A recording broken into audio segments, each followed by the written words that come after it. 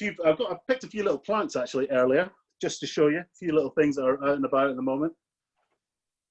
This one, this is pineapple weed. Most of you are probably familiar with this, but has a little ball of yellow flower on the top later on in a couple of weeks' time. Probably flowering where you are, but where I am, right on the edge of Dartmoor here, it's we're about 3 weeks behind everywhere else. So this stuff's great. Dried, make a tea, or infuse it in a stock syrup, or nice flavour panna cotta and things like that. Really nice. But the one that's really coming through at the moment, which is my favourite, probably my favourite edible of the year, is this little beauty. Anyone that's got an allotment or a veggie garden will recognise this. This is commonly known as fat hen, or lamb's quarters, they call it down here. This is really recognisable by these little spear-shaped leaves, but this will grow to about 3 or 4 foot tall. Wow. It's actually a member of the quinoa family. So it's actually a native quinoa, and you can use the seeds just like quinoa as well. But I really wouldn't bother, because they take a lot of hulling and preparing. So, but it's actually grown as a food crop in many places around the world. It's a fantastic edible green, and that's popping up in your gardens right now if you've got a veggie garden. Mr. Nottage, have you found any yet?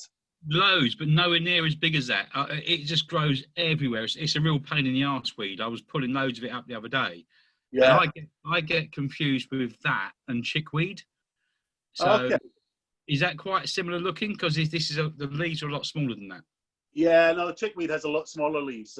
Those fat hen leaves, they'll grow to about the size and length of your finger, really. So they get quite big.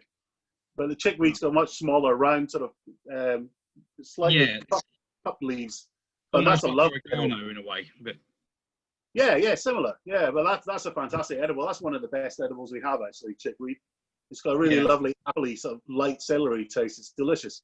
Yeah, I say it's just a case of it grows everywhere, so I just tend to rip it up, and it's just the arse because it's totally. But the other thing, can you eat bindweed? I've heard people say that you can candy the stems. I think for me, foraging falls into 2 categories. There's the things you can eat and the things that are worth eating, and most of them fall into the first one, sadly. But no, I've heard you can. I haven't myself, but no, that's fairly prolific this year, I've heard. I get a little bit of it in the corner of the garden, but absolutely everywhere. It's a pain in the arse. You'll recognise this one, do you? Pull it back a bit. Oh, Herb really? Herb Robert. It is Herb Robert. This is one of my favourites. It's got such a pretty leaf. It's really delicate. But these little seed heads, fantastic if you put them in a little quick pickle. But there's just such beautiful things to garnish a plate with.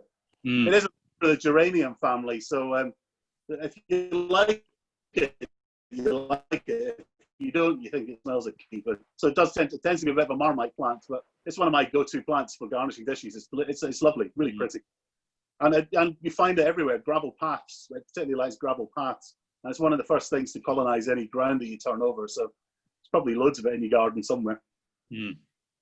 What, Colin, I think one thing I've just found, but because of the air quality has been so good without all the planes and what have you,